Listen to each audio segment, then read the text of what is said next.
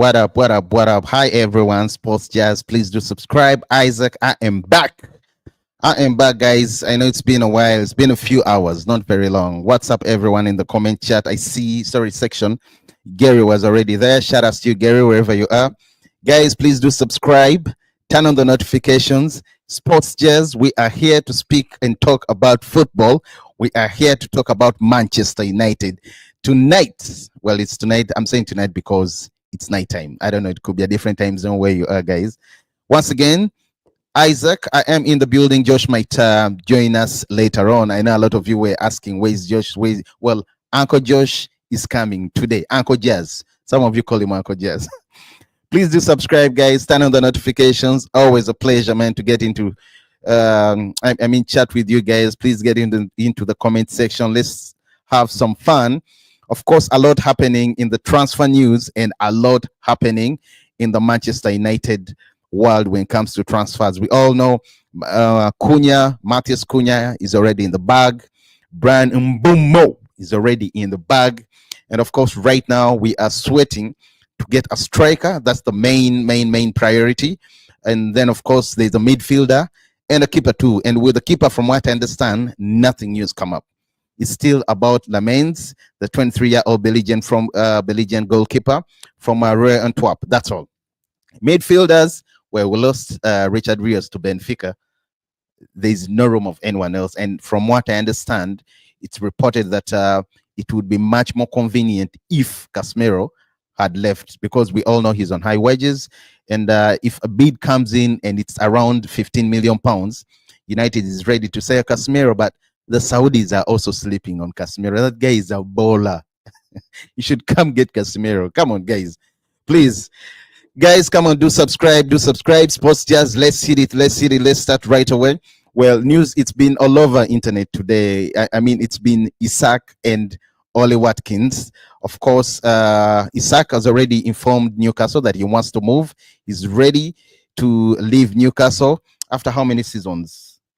1, 2, 3 or 4 seasons. I think 3 seasons. Not so sure.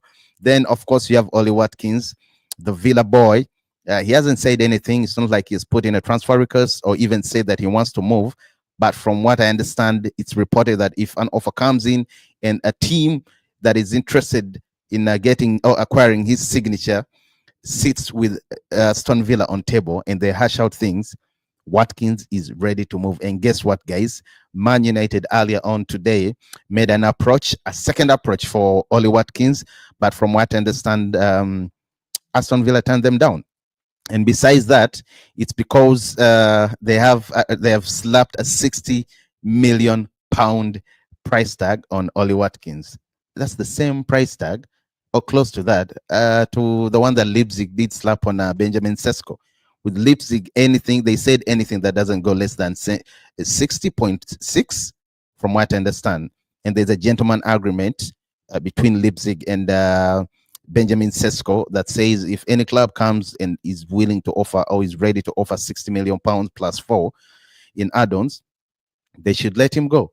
Now, United are interested. I think that might be their priority, considering he's young and it's the same price that Aston Villa is also requesting for or wants for Ollie Watkins, who's already 29 years old. But he's not just only 29 years old, he's EPL proven. I think I have to add that. He scored goals. He hasn't passed 20 goals, but he has also scored goals. Gary was earlier on in the comment section. Shout out to you, Gary. Shout out to you. He says, did Villa not come out and say Watkins is not for sale? Someone said it in another stream I was watching. Then Duke, what up, Duke? Shout outs to you. Well, we're going to get into all that. We're still waiting for Josh. I hope you can catch. Josh, where are you, man? We're waiting to start off. But anyway, he's going to find us along the way. So, guys, let's get into Ollie Watkins. Personally, if I'm to choose between Ollie Watkins and Alexander Isak, if they're available, okay? If they're available, I think everyone knows it's going to be Alexander Isak, like it or not. But when it comes to price, I think it's best to say Man United fans, because I've been seeing the debate on social media. Let's break the bank for for Isak and all this. It's fair to say, yes, Isak is a very good player, undoubtedly a very, very fantastic, prolific striker, okay, who's already EPL proven.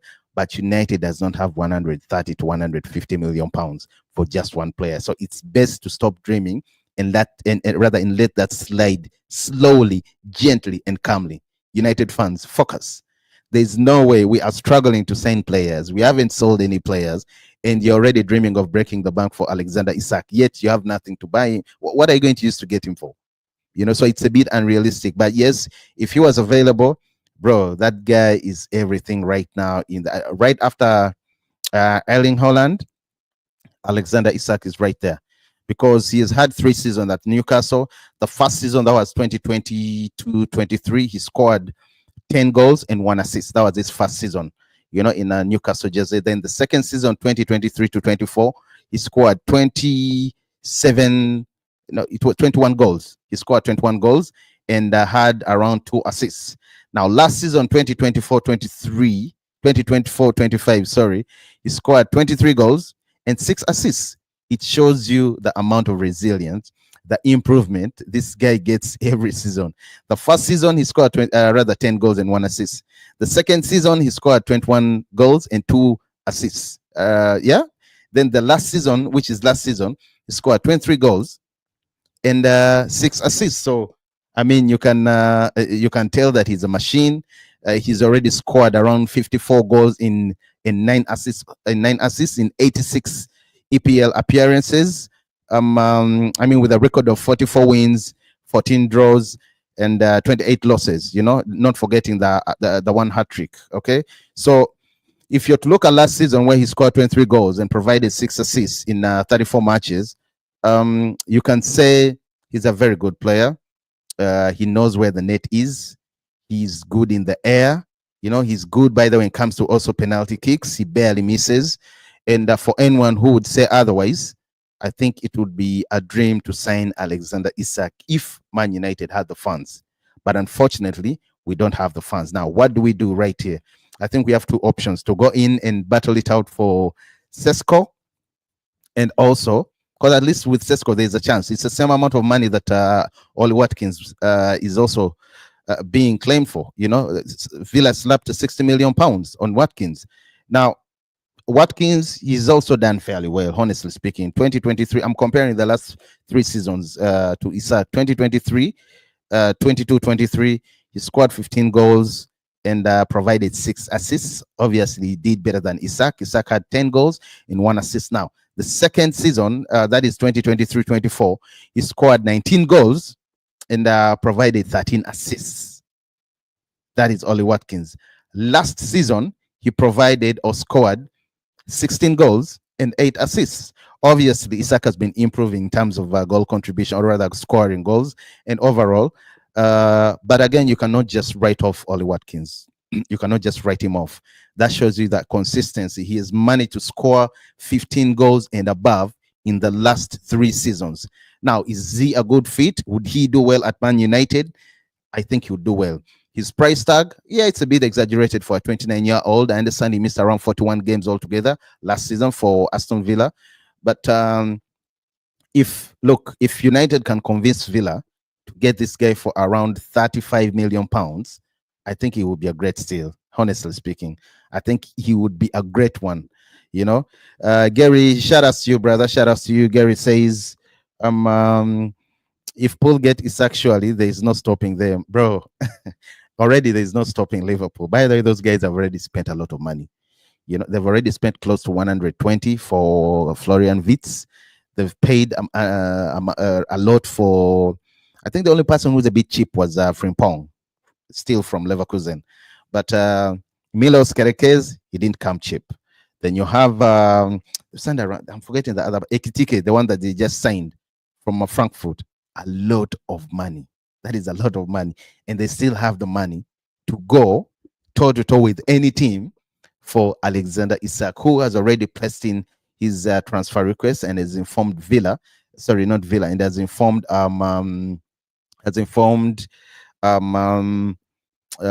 Newcastle, the Magpies, that he's ready to leave. Okay, he's ready to move on. He's ready for another challenge. So, and that's where Liverpool comes in. Now, is it true that if they get this guy or if they get Isak, it's game over?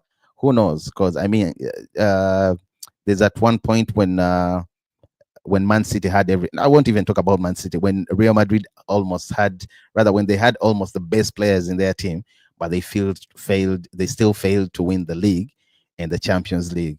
You know, I'm just saying. I'm just saying. But still, chances are high that at least Liverpool is likely to win something because they have enough firepower. They have Cody Gakpo. I understand David Luiz might leave for Bayern. Bayern is coming in hard with the second bid after the 58 million euros was turned away. They're coming in hot, so Paul is bracing for a second bid, and they have Salah. So if you get Ekitike, you have Florian Wirtz, then you get Isak also and had him and rather add him in the mix, bro. That is going to be something juicy. That they are going to be unstoppable, and I think they are going to break every team unless Anslot doesn't have the balls to do what he has to do. Once again, guys, please do subscribe, turn on the notifications, subscribe, like and share the stream. Isaac, I am in the building. So yeah, going back to Ollie Watkins, I think right now it's a bit realistic to say United can only focus on either Sesko or Ollie Watkins, because I mean they all have almost the same price slapped on them by their respective teams, and the only thing I'm worried about Watkins is the injury history. He didn't do so well. Okay, not well. I'm talking about injury. He was out for 41 games last season altogether, all competitions. Is it? I'm not so sure. No, maybe not. I'm not. I think altogether he has been out for 41 games. So it's a bit worrying. It's a bit worrying. I think it would be nice if United went for Watkins because he has the EPL experience. But that kind of price they are saying 60 million is out of this world. It's a joke. It's a joke for 29 years. Actually, 30 years. He's almost 30 years old. And I don't see him. Yes, he's been consistent. He has scored more than 15 goals in the last 3 seasons. And I think it's great. He scored 15, 2022, 23. He scored 19, 2023, 24. And last season scored 16, 2024, 25. So do I think he could be a great addition to the Manchester United squad? If you have Momo, if you have Cunha, if you have Amad Diallo, if you have Bruno Fernandes behind him, absolutely. I think it will be terrifying. Yes, Liverpool might have the Florian Wirtz, the Isaks, the Kitikis of this world, but if United also has that kind of attacking force, I think they would be incredibly well. They would do very, very well. So, yeah, it's a good thing to understand. It's a good thing to know. So, no doubt, I would allow him to join Man United if the price is a bit flexible. With Sesko, he's also a very good option. He's still young, 20 years old, but I'm only worried about the EPL experience because your EPL can be a bully. It's not like the Bundesliga. It's not like Serie A. It's not like League. League. Is it League One? It's not like the La Liga. It can be a bully, and a lot of players struggle every time they join or as soon as they join the Premier League, you know, because it's physical, it's fast.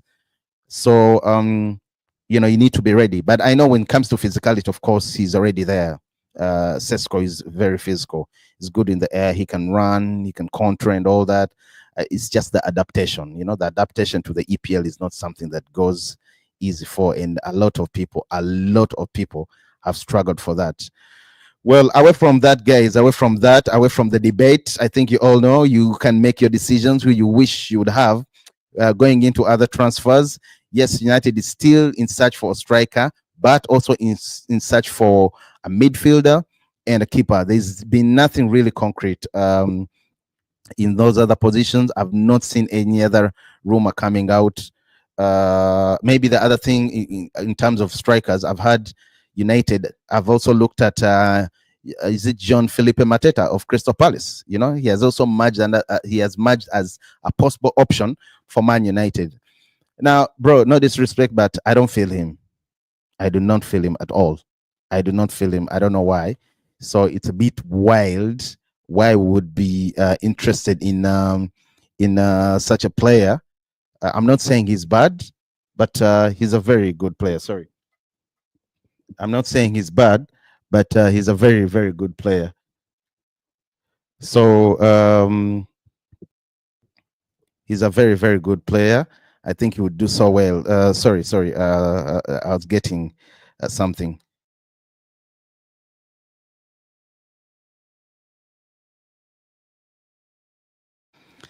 Sorry about that. Yeah.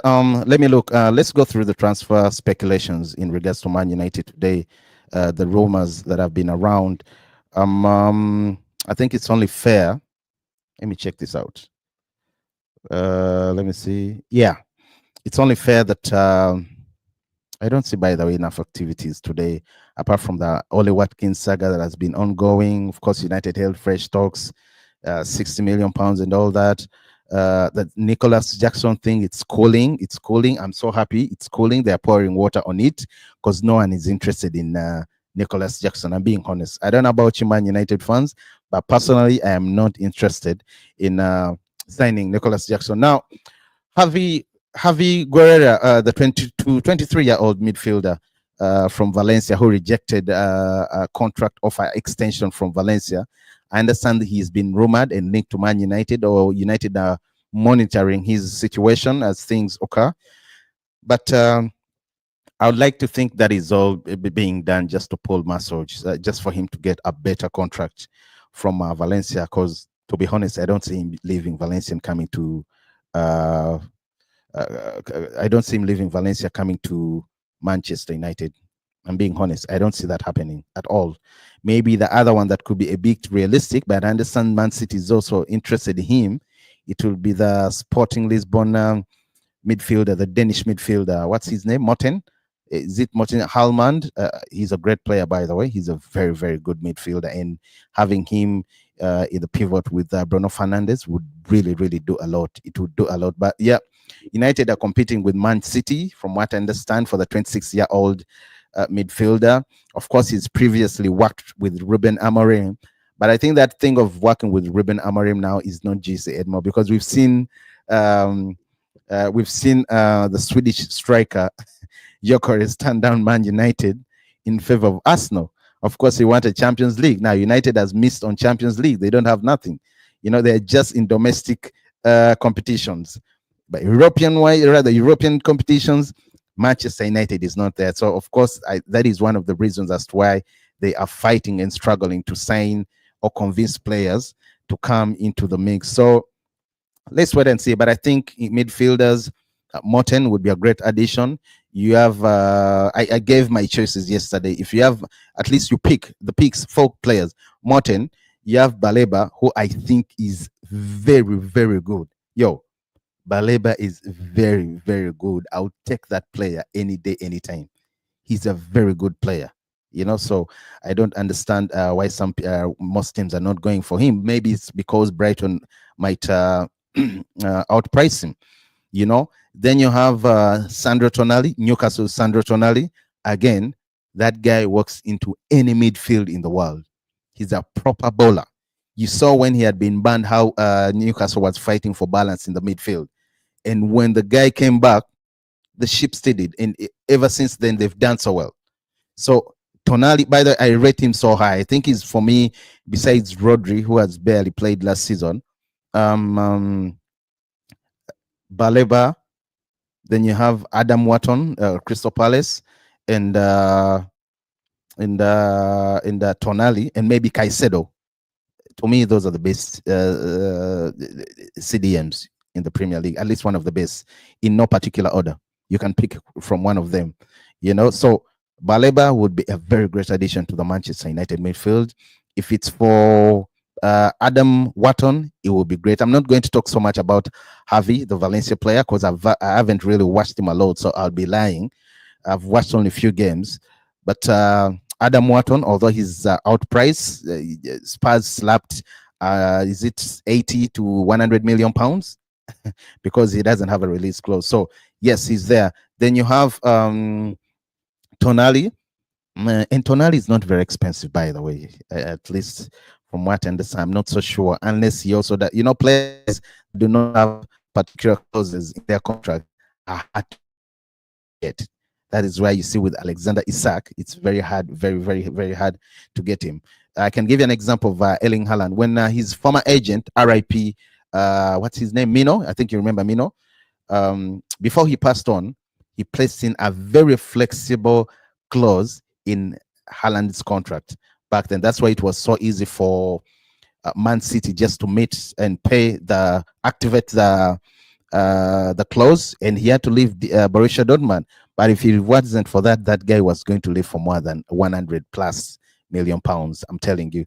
Now the same thing is with players like Mark Gehi. He also doesn't have a Crystal Palace defender, the one that Liverpool is interested in. By the way, he's a very good player. He has 1 year left and he's ready to, see his year through if Palace are not ready to budge. The same thing goes to Adam Wharton, still Crystal Palace. I believe that kid is the next big thing in football in England when it comes to the English team, the Three Lions. He's a very, very good bowler. He understands what to do with the ball. Still young, and he's still even getting better and better every season.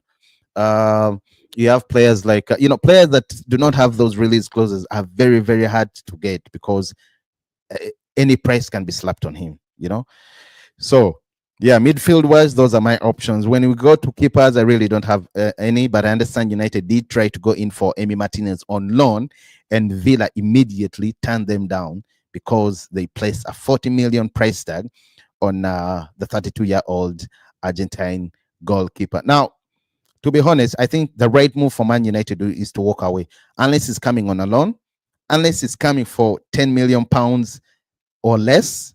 There's no need for Manchester United to spend 40 million, 15 million plus on a 32-year-old goalkeeper. You have Diego Costa in Porto, the one that Man City is currently into. He's around 25 years old, between 24, 25 years old, and his price tag is only 50 million pounds, and it's still even negotiable. Why wouldn't you go in for such a player instead of paying 40 million pounds for Emi Martinez? I know he's a good keeper. He would be a great addition. He would bring and turn up the competition against Onana, but unless he's coming on loan or less than 10 million pounds, there is no way that is happening. And I would be against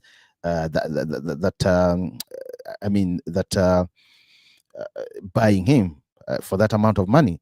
Now, keepers, I think we have our hands stuck on hands and eyes stuck on the 23-year-old Belgian international. Again, plays for Real Antwerp. That is Lamens. He's also interested in joining Manchester United. He's still young, 23 years old, as I've mentioned. His price tag doesn't exceed 25, 26 million pounds.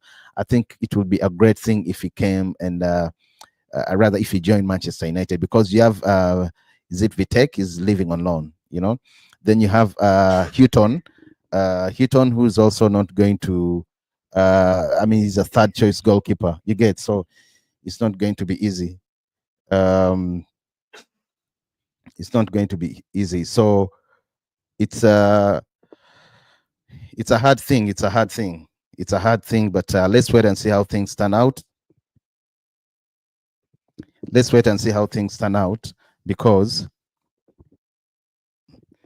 and hopefully we get this 23-year-old goalkeeper, because I do not believe in Onana after what he did last season. I think he needs serious competition. He needs serious competition. He's injured, but I understand he's making very quick, or rather he's making progress, very, very quick recovery. He's getting back. He already traveled with the team. I think you saw him on the plane vibing with Joshua Zirkzee and a new recruit, a new player for Man United, Mbuemo, from the same nationality, by the way, both from Cameroon.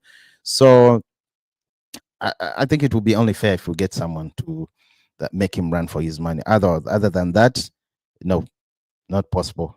Seriously, because Onana, I'm not going into next season comfortable with only having Onana.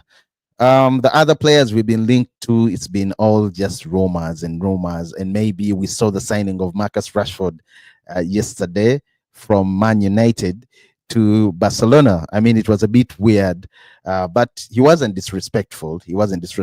At all, and I do respect what he said, although that there's that bit where he said it feels like this is something like that, like I'm home, this is what I've always wanted. He even talked how he was supposed to join Barcelona in the January transfer window, but he decided to wait after it fell through.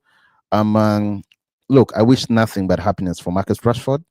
I think he's conducted himself very well. He's not been disrespectful, besides that Henry Winter interview that he did that caught everyone off guard, But players like Garnacho, I don't think they should be anywhere near Carrington. They should be playing with the reserves, honestly speaking. Garnacho, again, yesterday, what he did, that guy just doesn't care. I don't know whether he doesn't have advisors to advise him and guide him when it comes to his social media. And sometimes that's why you need social media handlers, you know. But I mean, yesterday that comment he said, I don't know, what did he say? He said good. I don't remember anyway. But Garnacho has been disrespectful from the start, so I wouldn't mind if he's sold right away. The only problem is we don't have suitors, and I'm worried whoever might come in for Garnacho might wait towards the end of the transfer window and come in with a very, very silly bid. I hope and pray that Man United does not accept that bid, and because it would be ashaming. It will be ashaming if they do accept that bid.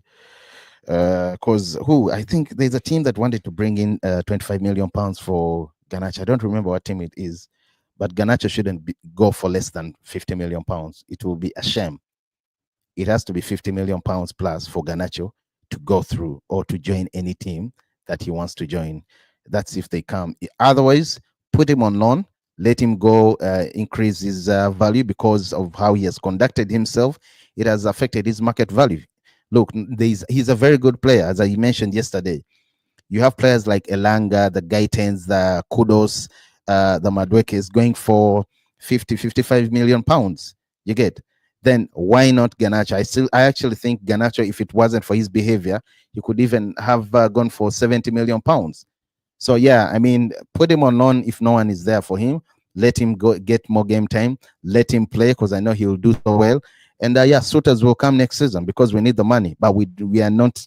We are desperate, but it doesn't mean that we sell cheaply because it will be bad. It will be bad. And from what I understand, United's transfer strategy is constrained by financial considerations. With funds raised through sell-on clauses, because that's the only way by that we've managed to raise funds this time around. We sold Elanga, we got money. Madrid bought Alvaro Carreras, we got a bit of that sell-on clause. Strasbourg got Max Oyedele, we got the same thing. Maybe with Rashford, Barcelona is willing, or rather has already agreed to take care of the whole wages this transfer window. And I mean, that means United is going to be able to save between 15 and 17 million pounds. That is a very, very good thing. So yeah, the Avengers, the freedom fighters in Marcus Rashford, Alejandro Garnacho, and Jadon Sancho need to leave. By the way, speaking about Jadon Sancho, it's very, very shameful that up to now, only Valencia is interested in him. Not even a loan. At least Dortmund would be back saying, at least let's get him on loan. It's very, very shameful that only Juventus is interested in him. And the Turin club has already said they're not offering more than 15 million pounds. Okay. But it looks this time around, Sanchez is ready to budge down and is ready to also take a pay cut. He's ready to take a pay cut for as long as Manchester United gives him his package. I think he needs a bit of compensation, something like 4.3 million pounds for him to leave. I mean, if it comes to that, give him that amount, take whatever Valencia is giving you, take him off the books, let him start his chapter, and United moves on. Both parties move on. Both parties are happy. Again, it's not wise to keep a player who does not want anything to do with you. You have a player who has taken out anything that links him to Manchester United from all his social media platforms, and you still think you can trust such a player? He shouldn't even be allowed to train at the club. He shouldn't come to the training grounds. Honestly speaking, he should be banned.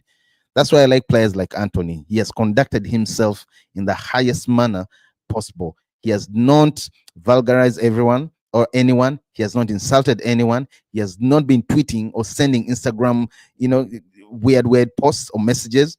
He's been calm. He went to Betis. He had a very good time. He scored goals. Betis like him. The only problem Betis do not have or are failing to raise just only 30 million pounds for the player. But other than that, I think he has conducted himself so well, just like Tyrell Malacia. You never see him anywhere saying stuff or saying shit. He's also been very, very respectful. Sinan, what up, what up, Sinan? Shout out to you, brother. Shout out to you, Sinan. Good to have you. It's been a while. Well, I'm trying to see if Josh can join us very soon. It will be a great deal for Josh to come through. Let me see if Josh, you're ready? I don't know if he's ready because I see him somewhere. He's trying to give me the signs. I know he's not yet. He will let us know. He will jump in when he's ready. Yeah, once again, guys, please do subscribe, turn on the notifications. Sports Jazz, Isaac. I'm trying to see if I can get Josh, but Josh is on Mars. He's trying to. Josh, ready? Okay, let's get in. Josh, he's here. Let me in. Josh, what up, Yo, what yo, up? yo, what up, what up, what up, what up? Where are you? We've been asking for you. Where have you been? Yo, man, I'm in some cave. I'm in some cave, but at least I've gotten here. What up? What's happening? A lot is happening, Josh. A lot is happening. A lot is happening. Yeah, guys, please bear with us. A lot is happening. The transfer news is boiling, and it's crazy. It's crazy. I don't know whether you've seen it. It's crazy. We had Isak coming out today, putting in a transfer request. Okay, informing Villa that he's ready to move. Anyway, I want the transfer request, but it's more like that. He's ready to move, but there are no. I think it's only Liverpool that is still in line to get him, and it's only a few clubs now that can raise 130 to 150 million pounds. Now I can imagine if Liverpool get Isak, yet they have Florian Wirtz, you have Salah, you have Ekitike, you have Gakpo. It's going to be it's going to be it's going to be drama. It's going to be incredible. Then you also have no. Sinan says hi Isak, hi Isak. Then you also have sorry, Yo, welcome what Josh. up, Then he Sinan? says What up, Sinan? Isak is coming to Man United. No, that is false. Yes, Don't Isak raise is your coming to hopes. United. He's not. Then you also It's have the other possible. person. Um, You know how it's possible? no, how is it possible? It's possible if we get to move some things around. I mean, we can move some furniture around. Ganacho can go the other way, and I think the Arabs at Newcastle are not really happy with Liverpool after they Mm, pulled off that haste of Ekitike. I think mm, Newcastle was ready to pounce on Ekitike, but Liverpool came in and took him from under their noses. I don't think they're very happy about that. So I mean, we might have a better chance at signing Alexander Isak if we do put in a bid. But as of the moment, we've not yet put in a bid. I mm. think that 130 million might be a lot, but a club like Manchester United should be in a position to move. Sorry about that. But if you're looking for, I mean, this Josh, is the striker who is you. I Josh. mean, Alexander Isak. Sorry about that, guys. Sorry about that, guys. We've lost Josh in the visual. Josh, I don't know if you're hearing, but the picture. Okay, we're having issues with connection, guys. Let's carry on. As I was saying, Sinan was saying in the comment section that Isak is coming. No, it's not true. He's not coming. Isak, I just sorry, Sinan. I just wanted to address that. He's not coming. There's no way he's going to come. He's going to. He's likely to go to Liverpool. That's his next destination, from what I understand. He's likely to go to Liverpool because they are the only ones rather in for him. Maybe a new development has come that Newcastle have picked up interest in signing Benjamin Sesko. You know, he's not very costly, and I understand they have money, and I don't understand why players have been turning down Newcastle. You know, it's been weird. Many players have been turning down Newcastle. It's a bit weird. That includes Mbuemo, that includes Cunha, that includes many players. You know, so it's a bit weird. It's a bit weird. But let's go on and see. I think for me, going back to the striking issue, the only thing I can say, Ollie Watkins again, if he was coming on a loan deal, if he was coming on not high cost. I mean, like I saw people earlier today saying we've paid.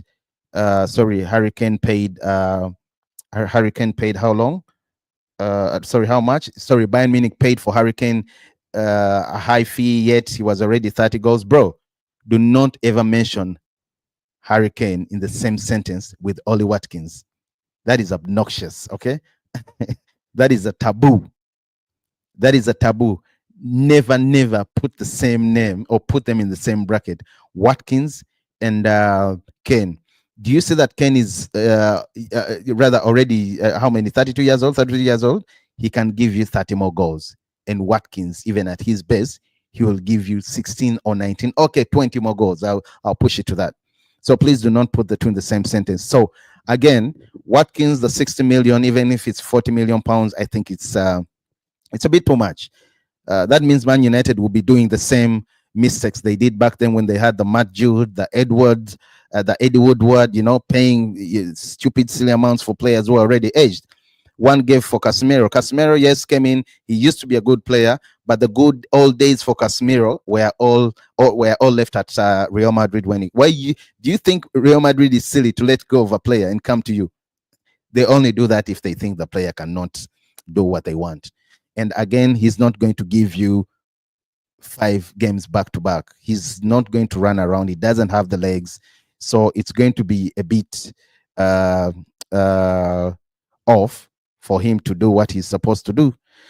Okay, and he's not going to give you that. That's why Man United is in for a midfielder, because Casemiro, you have Ugarte, who is not really trusted very well. We saw him struggle last season. Maybe it could be the adaptation into the Premier League, but let's wait and see what Man United has in store for us. I mean, who knows? You have kids like Sekou Koni, but they're still young. It's going to take a lot of time for him to go on, and it's not going to work out, and of course, young players like Harry Amas, Jack Moss, is it Ethan Ennis? Ethan Whitley has traveled with the squad, but I also understand he's expected to go on loan. And especially him and Amas particularly, moves are coming in for them because they need them to get experience. They need them to get experience and be back into the Manchester United squad next season. Then maybe one thing that I'm saying, rather I would like to say, is that United transfer activity is ongoing. The summer window is still open until 1st September this very year. Of course, the club is aiming to sign up 3 more players with focus on a striker, potentially a midfielder, and a keeper. Now, it's all up to Ineos to pull out and bring their A game and make sure we get these players at least in the next 10 days. It's not good. It doesn't look nice for a club to sign a player with the season already into a week or something. That's what Woodward used to do. You sign Anthony with already into a game. You sign Anthony with only 1 week. With only a few hours left to close the transfer window. You sound Harry Maguire. It's the same story. Then just like that, you bring in Casemiro. So you remember the other issues of they brought in Varane. Varane was a good player, but he was already done. That's what I'm saying.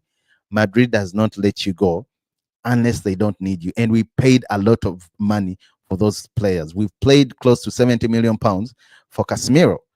Good player, but he's not going to give you 5 games back to back. The good thing is this time around, our squad, as Amarim said, he wants a limited squad. We are not in very many competitions apart from the domestic games. And there's time to heal. There's time to recoup. There's time to energize every time we've played a game.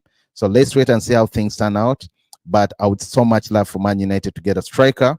I hope we get one very soon, because without a striker, we are likely to face the same issues next season. It's going to be the same problems that we face. Rasmus Højlund is not it. He doesn't cut it. He's bang average, and he should be sent on loan. Inter Milan, Atlanta, Juventus are all interested in the player. He should go back on loan. Let's get Chido Obi Martin, but of course not him playing as the first striker. Let's get Watkins or Benjamin Sesko in the mix, and I'm telling you, United is going to score goals. Get also a midfielder, and we are going to control the midfield. The only problem is, how do we get them? Because we are short on funds. So it's going to be really, really tricky. And I know United has been struggling for some time now when it comes to signing. You see, it took us almost 45 days to get Mbuemo's signature, but they should do their options. They should do their thing, to get one of the options The only options again, it's Benjamin Sesko for 60 million pounds, Ollie Watkins 60 million pounds. Jackson, I don't want to put him in. Also, he's rumored to be around 80, 70, 100 million pounds because of the 8-year contract he still has with Chelsea. So I won't talk about Jackson, to be honest. I will not talk about Jackson. One was asking me, what do you make of the Alejandro situation? Look, brother, you know what? Let me talk about Alejandro Garnacho. Let me talk about Alejandro Garnacho in these last few minutes. Let's make one thing clear. Garnacho has lost all the love and respect from true Man United fans, you know, because he cannot control his social media activity. The mistakes being repeated after time through his social media handles have been, have caused all the consequences. And yesterday he did another one, still again on Rashford's post, celebrating his departure. Now, is that wrong? Of course, it's not wrong, but how you do it, the timing. We all remember in April, he criticized Amorim after losing to, was it in April? No, I think it was in May. I don't remember. I think it was when we lost to that is the Champions League. It was in May when we lost to Spurs. Him and his brother again went on social media, did an interview, and through that interview, Garnacho criticized Amorim because of the minutes. In fact, he called him out. It's like he was accusing him for losing the finals because we lost. He went on to an interview. He said what he said, and again, the same player yesterday does the same thing he did back then when he wore Rashford's is it Aston Villa jersey. So you can see the patterns, the things that have been coming and happening back to back. In December last year, 1 month under Ruben Amorim, Garnacho liked a post that was criticizing Lisandro Martinez. I don't know whether you guys remember, his own teammate on the international team, Again, Garnacho liked an IG post of Cristiano Ronaldo criticizing Ten Hag back then. I don't know whether you guys remember. That was September 2024. So it's crazy, and this has been going over and over again. And in fact, Ten Hag later revealed that Garnacho apologized for liking the post. He apologized and he said, we've moved on. But it looks like he has something that keeps on pushing him to do silly mistakes. We remember he was left out of the squad for City because of his actions on the pitch, leaking information. When he decided to leave X for that, I think you all remember he left X or former Twitter for some time at the beginning of January. Well, guess what? That was because he was leaking information, such silly things. So it's not good. I'm not happy with Garnacho. If you note the September, December incidents happened immediately after the games. 20 to 30 minutes, something happens every after a game, and it's not a mistake, guys. It's a pattern. Yesterday, the same thing again happened. Now, I think we would be lucky to get anything more than 35 or 30 million pounds for him because he has a lot of problems. He doesn't know how to conduct himself. He needs social media handlers if he can, or let him get off the social media. He's a very good player, and if it wasn't for this, he would be going for 70 million pounds. That I can assure you. I can assure you very well. Amorim is barely a couple months in, and the results are not going well. You make drama for him. We lose a final. You twist. You write funny stuff. So it's not been very good for Alejandro Garnacho, and it's been very, very bad. I don't know what he's going to do to change his attitude, but he needs to change his attitude as soon as possible so that we can get suitors to move him, because I want Alejandro Garnacho to move, and no one is staying with him with the way he's been acting. No one is going to stay with him.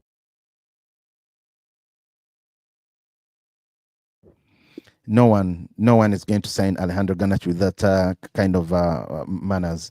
So he needs to redeem himself. He needs to act well. He needs to pray for forgiveness. Because I remember after what he said when United lost to Spurs, Amorim told him point blank, look, kid, you better have another team because you're not coming back to my team.